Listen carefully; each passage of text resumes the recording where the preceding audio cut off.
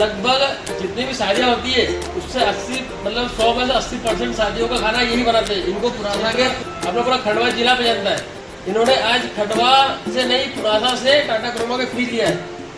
अगर से आपने क्या कारण है कि पुरासा से क्यों फ्री लिया? खंडवा छोड़ के पुरासा से फ्री लेने क्यों आया? रेट बहुत सहूलत मिला, रेट में हमको फर्क मिला, खंडवा से और क्वालिटी भी दे रहे हो। अच्छा, रेट और क्वालिटी दोनों अच्छी लगी। खंडवा से स्पेशल फ्री लेने पुरासा आए हैं प्रगत भाई हलवाई हमारे। बहुत बहुत धन्यवाद आपका। हमने पुरासा में टाटा क्रोमा का हमारे बहुत पुराने संबंध है इनसे। नमस्कार मित्रों, आज सुबह सवेरे में हम पहुंच रहे हैं ये उस सड़क पर जिस सड़क से हमारे क्षेत्र का अधिकांश नेता भोपाल पहुंचते हैं। और भोपाल पहुंचने का मार्ग कितना दुर्लभ है और कितना कठिन है, ये दोनों बातें आपको मैं बताऊंगा।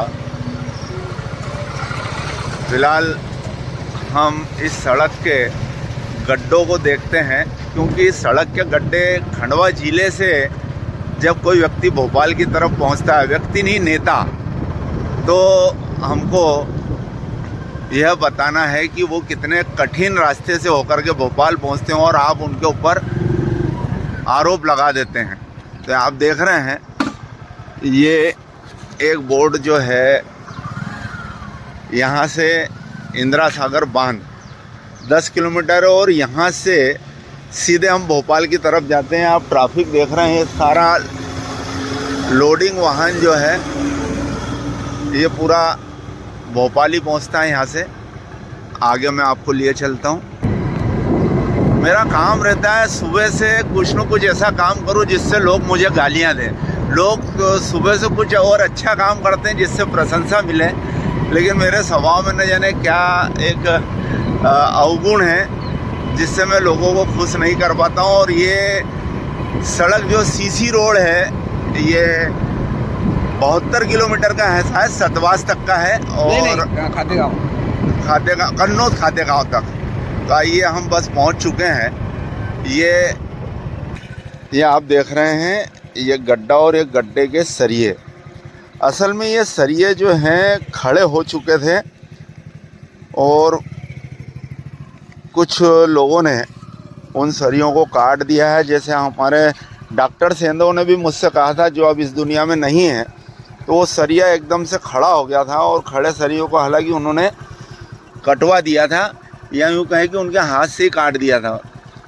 वो डॉक्टर सिर्फ अपने मेडिकल लाइन के डॉक्टर नहीं थे, वो हर जगह अपनी डॉक्टरी दिखाते थे। उन्होंने भी मुझसे कहा था, दीपक भाई ये जो है दुर्घटना तो अपनी जगह है, लेकिन जो सरिये बाहर निकले हैं ये बहुत घातक हैं 2 पहिया वाहन वालों के लिए। अब जैसे ये गाड़ी आ रही है, आप देख रहे हैं, ये साइड से है तो निकल जाएगी, लेकिन इस पे जैसे ही टायर लगता है तो शायद टायर में ये सरिया भी घुस सकता है। तो मेरे साथ हैं मेरे सहपाठी और कांग्रेस के लीडर तेज सिंह यादव, ये विपक्ष में भी हैं। मैं टटोलते रहता हूं कि कोई ना कोई विपक्ष को सक्रिय तो करूं। लोग कहते हैं तुम विपक्ष के पीछे पड़ जाते हो, तो विपक्ष के पीछे मैं नहीं पड़ता। विपक्ष की एक जिम्मेदारी होती है कि उस क्षेत्र में अगर कोई ऐसी अनियमितता हो रही है या कोई कमी है या जनहित की बातों को लेकर असुविधा हो रही है तो हम उनसे चर्चा करते हैं।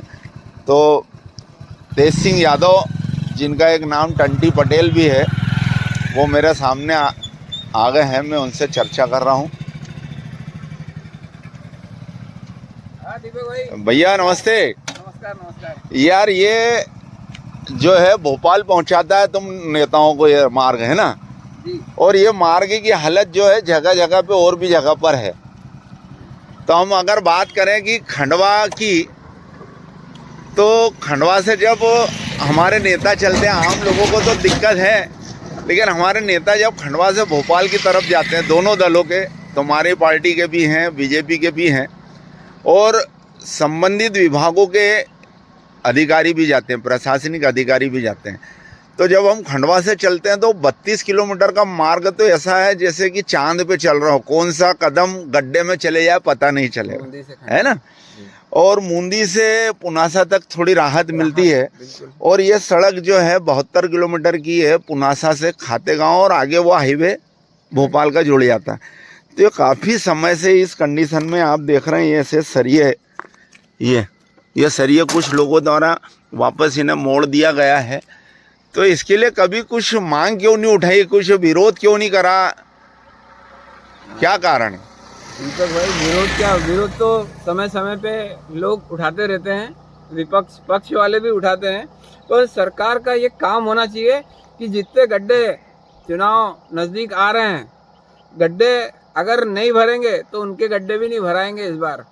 देखो कितनी अच्छी शानदार बात कही है इन्होंने। विपक्ष होने के नाते पक्ष के ऊपर ये तो कहते हैं उनके गड्ढे नहीं भराएंगे, लेकिन ये गड्ढों की अनदेखी करिए तो तुम्हारे गड्ढे कैसे भराएंगे?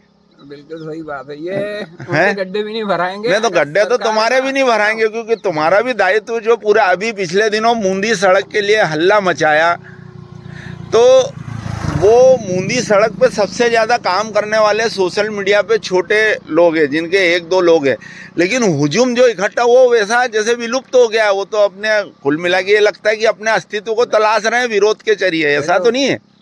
हमारे कांग्रेस के लीडर समय समय पे मांग तो उठाते हैं, पर वो पुरजोर तरीके से नहीं उठा पा रहे। मैं ये आज सवेरे से बोलूँगा कि यानी तगड़ा विरोध करना पड़ेगा हमको, अगर हमारे कोई गड्ढे भरने हैं तो। देखा आपने देखा है, मैं हमेशा मेरा एक काम है कि कहीं ना कहीं कोई समस्या रहती है जनहित की हो, कोई मुझे बुलाए या कुछ मुझे भी नजर आए तो मैं काम करता हूँ। आपने पिछले दिनों वीडियो में देखा, बाईपास पे जो गड्ढे थे करीब 8 से 9 इंच तक के गड्ढे थे और बहुत बेकार स्थिति में थे। वो सड़क निर्माण कंपनी ने उन गड्ढों को भरा है। तो उम्मीद करता हूँ इसके लिए भी जनप्रतिनिधि आगे आए, जिम्मेदार व्यक्ति आगे आए।